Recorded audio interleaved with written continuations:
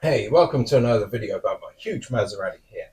In this video, I'm going to be looking at number plates and specifically trying to get the smallest number plate I can onto this car.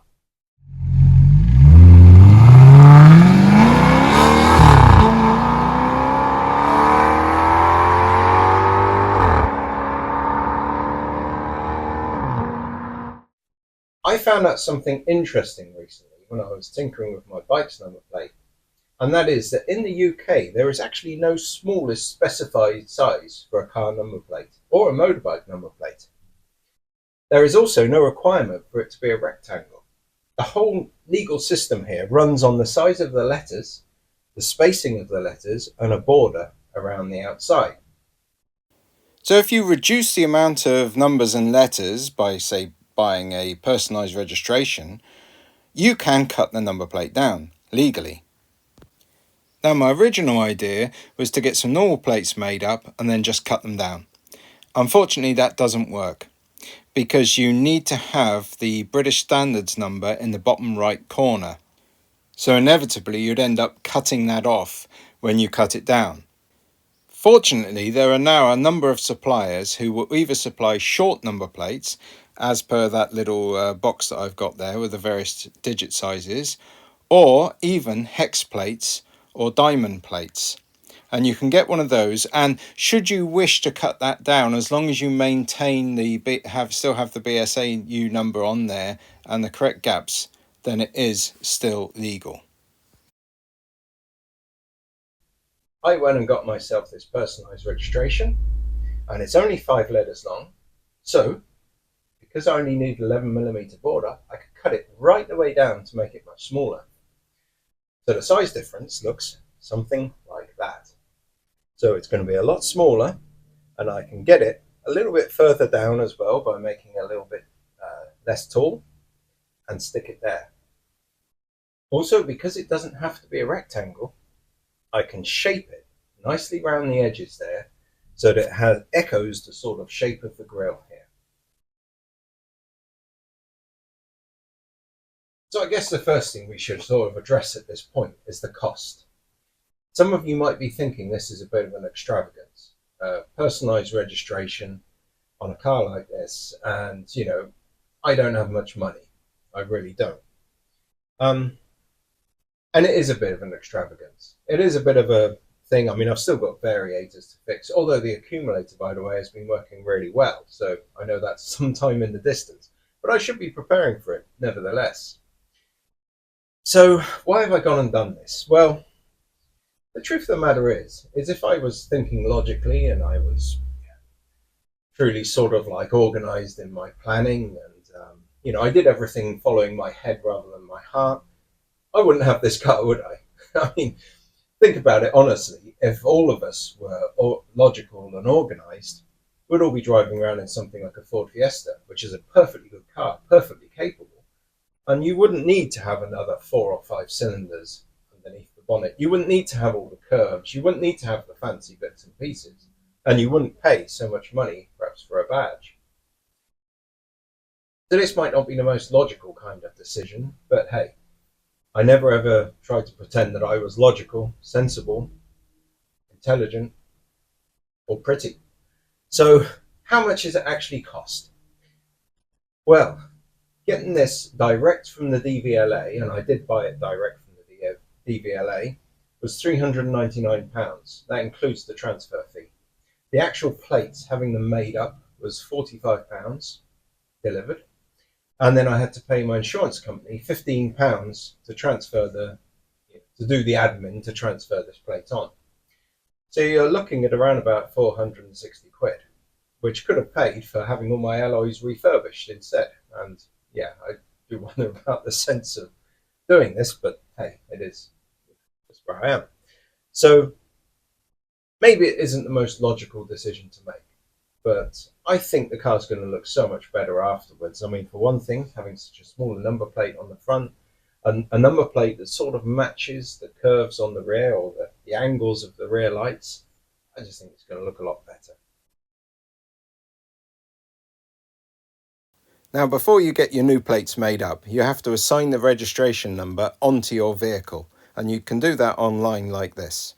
So the full timeline of this is that after you buy your plate, it takes about 2 or 3 days, the DVLA says up to 2 weeks, to deliver you the certificate of entitlement. You need the certificate of entitlement in order to get the reference number to stick into this website. Once you got that certificate of entitlement, and as I say, mine came in 3 days, then you can go onto the website and actually assign the number plate to the vehicle. Now, the whole process that I've screenshotted here actually takes about 2.5 minutes. So once you've got the paperwork from the DVLA, it's about 2.5 minutes to assign the number plate onto your vehicle. And then you'll have a document that you can take immediately to go and get number plates made up. Or you can email to a company to make up number plates for you. Because it's a PDF, they'll accept it as an email. Along with a PDF of some sort of utility bill to prove your address and where you live. Now, once you've done this, don't forget you need to tell your insurance company, because they need to change the registration number on your insurance documents, or, of course, you then won't have insurance. Now, I waited, or tried to wait, for the DVLA to update their computer so I could change my insurance documents online, and it took, after about 2 days, they still hadn't updated the DVLA database that the insurance companies use. So I ended up calling up my insurance company and they changed it, for me. That cost about 15 quid, which was, well, I suppose it's fair enough. 15 quid always feels like a lot of money to me. I went to Popham the other day and I paid 10 quid for a baguette and a cup of coffee that me and my boy shared, because I'm too tight to buy a cup of coffee and a baguette each. But it was the cheapest food I could find there. I'm shocked by how much prices have changed over the years. Right, taking off the old number plates. Once you take it off, you're left with all this horrible sticky stuff. Obviously this car's had a few number plates in its life, a few private number plates. Now, I tried T-cut to get the stickiness off. I tried some acetone and they didn't really work very well. So I got some petrol, I got some kitchen towel, and I just soaked some of that on, and that seems to have worked quite well. It's gone hard now, so I've been in and been watching Jean-Luc Picard and eating something. But yeah, it actually comes off really easy afterwards. You can actually push it off with your finger like that. Now, one of the reasons why I don't want to scratch the paint is the old number plate was all the way out here. The new number plate is much smaller, so all this is going to be exposed. So I really want to make sure I get that right. The other thing I'm going to do is there's enough space to legally cut a little bit off the corner there. So I'm going to measure it very carefully and make sure I get the exact amount to try and match it more with this angle here, so that the top bit matches that. They did actually make this 111 and it can be 101. So I could actually cut a little bit off the top and bottom, but I don't think that's, I'm happy with how it is. So yeah, I just need to do this. I actually think my fingernail's probably going to be better. But you can see these sticky pads are coming off slowly with the petrol. The petrol's really worked well, and it's not, I've not found any sort of softness in the paint or anything like that. It hasn't marked it or dulled it. So it's quite a good way to go. And afterwards I'm just going to T-cut it, and then I'll probably acetone where I'm going to put the sticky pads and the Sikaflex later on. Now, a video I would like to see Matt Armstrong would be doing something like fitting a Novitec supercharger to his Maserati, if he can find one. Apparently it's stopped making them now. Puts it up to about 600 horsepower or something, I think I read. But otherwise he could do like a Formula Dynamics tuning kit for the Maserati. Now that would be cool, because that's, well, it's still very expensive, like a couple of grand, but significantly cheaper than the 30 grand for a supercharger, I think it was. Anyway, if he wants to buy 2 kits, one for me, I'll fit it for him for free. There you go. Plus expenses and consumables, obviously. You see, I do think like a project manager sometimes. Slightly annoying. They haven't quite got the gap right. So their numbers actually go slightly slanted like this. So you can see there's 11 millimeters there. And then by the time you get up here, it's right on the edge here. So you've got they're 2mm out. And you can't really see it, and I can't be bothered to send it back, but I do find it a little bit annoying. But there you go. Yeah, I am actually quite annoyed about this now, because I could have got a nice better angle on that side, but I can only take a small slither off this side and stay legal. I mean, at the end of the day, sticking the number plate numbers into the plastic, it's done on a frame, a special frame tool type thing. And the guy's got one job to just get it straight. And he's got it 2mm out. So you can actually see it goes from one end. It's actually, you know, wrong. And that just is annoying, because they're more expensive, these plates. Not much more expensive, but I went with a more expensive supplier because I thought they'd do better quality. Shows me, didn't it? So again, looking here, if I look on this end, I've got 14mm gap from the top of the plate to the top of the black, and on this end I've got 12mm. Now, yeah, it's illegal because obviously it gives me a massive gap down here. Thank you, wonderful. But geez, look at that, it's 2cm there. So it's just irritating because, you know, you put a lot of work into things and you want things to be the quality that you do it to. Oh, I can't be bothered to wait. I guess I'll just do them as they are, but it's just frustrating. Right, it's time to get these number plates trimmed up and get them on the car. So the first job is to make some space. As you can see, my garage is pretty tight. There isn't any space in here. To get these number plates on, I definitely need to get the Maserati out. This is not entirely the most funnest job because the spaces down the sides means that I've got to be really careful not to scratch her. Watching this and thinking about it, actually, I could redo of a couple of mirrors down the end of the garage so I, you know, can see how well I'm doing. Because I have to fold the car's mirrors in to get in and out. Right, so two tools I'm going to use here to trim down these number plates. The first one is a very fine cutting disc, about 1mm. Usually used for cutting stainless steel and stuff like that, but I find it works really well on the plastic as well. You should wear gloves with this because this will cut your skin quite well. I've got a very nasty sort of scar on this hand where I almost went through the tendon on my thumb, actually nicked the edge of the tendon. Then I use this one for finishing it off. It's a nice flat disc, and you know, you can use this for trimming down, you know, sections 3, 4, 5mm thick and just slowly working them down. So it's a really cool sort of thing. I use this a lot for stainless steel, wood, all kinds of stuff. You can get it in 40 grit up to about 120 grit. So that's what I'm going to use for trimming these number plates down. So here I am trimming up the plates. And note that despite just talking about gloves, literally a few minutes before, I'm not wearing them again. I mean, it's really, really stupid. Do you know, every time I pick up that grinder, just before I injure myself, I have this little thought go through my head that goes, you should be wearing gloves. And then about 2 to 10 seconds later, yep, I've got another scar and a load of blood coming out. Blimmin' stupid. Don't be like me, just wear gloves. It's so much simpler and easier, and you won't have a hand that looks like some kind of horror movie leftover type thing. Right, so it's come time to fit this number plate now. So I've trimmed it all nicely down. I've still got the protective stuff on, and I got ahead of myself about getting the camera out, and then I drilled the holes. But just so you know, I used a standard drill bit actually, nothing particularly fancy. It's, I suppose, a little bit blunt. Some people say you should use blunt bits. I don't know, I've always used whatever bits I have.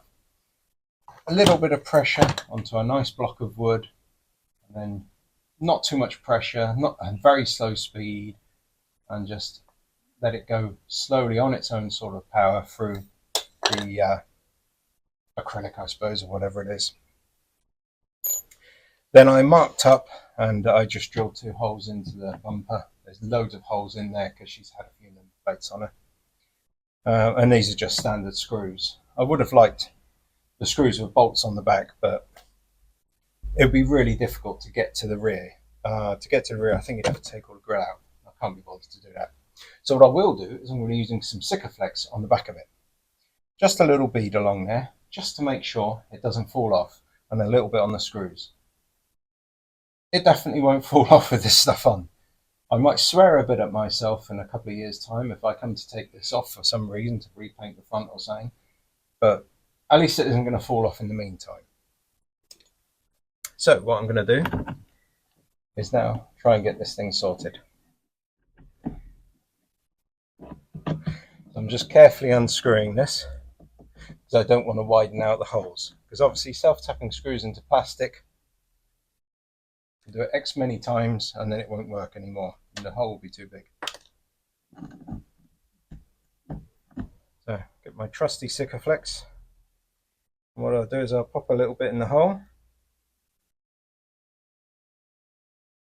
itchy bit around the hole, and then I'm just going to run a nice bead all the way along.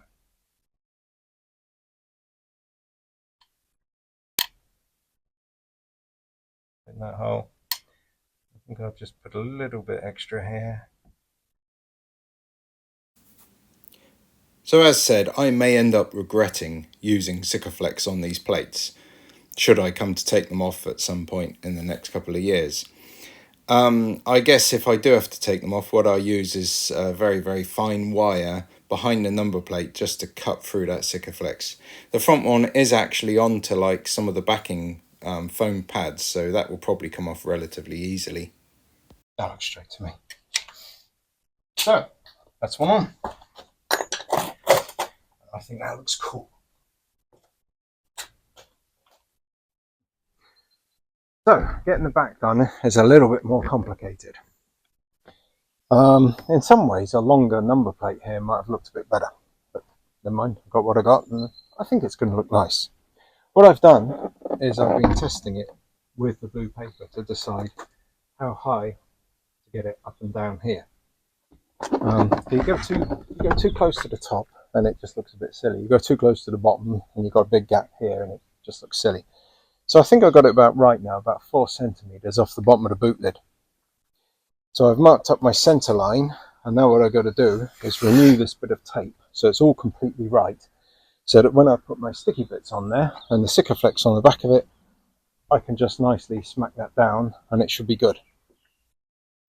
I noticed that there were 4 screw holes already drilled into the back of the boot lid actually. I think that might have been from the factory. They got that sort of positioning that reminds me of Germany or something like that, or some other market.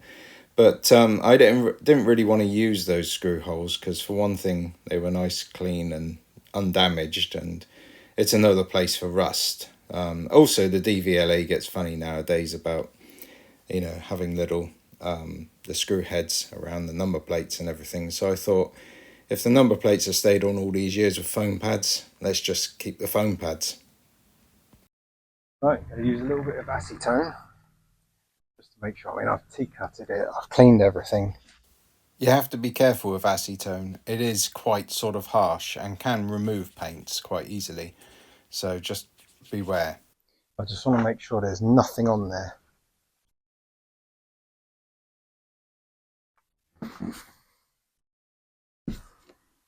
It's going to get in the way of that adhesive.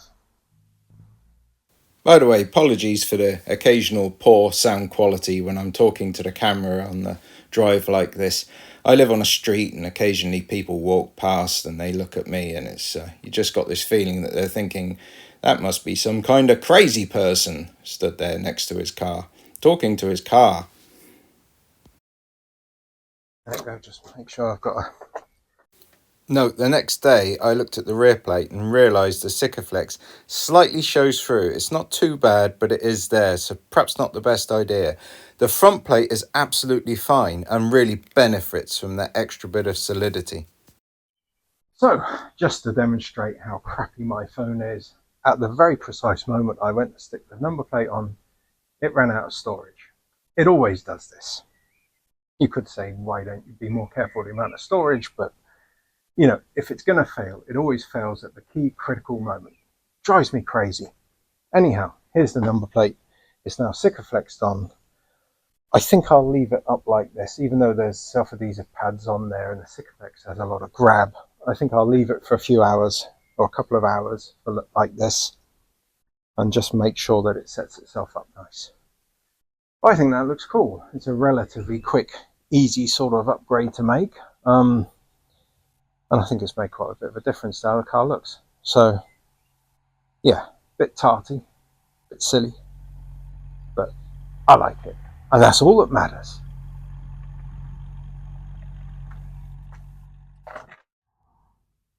And now we come to my top tip for doing a personalised registration.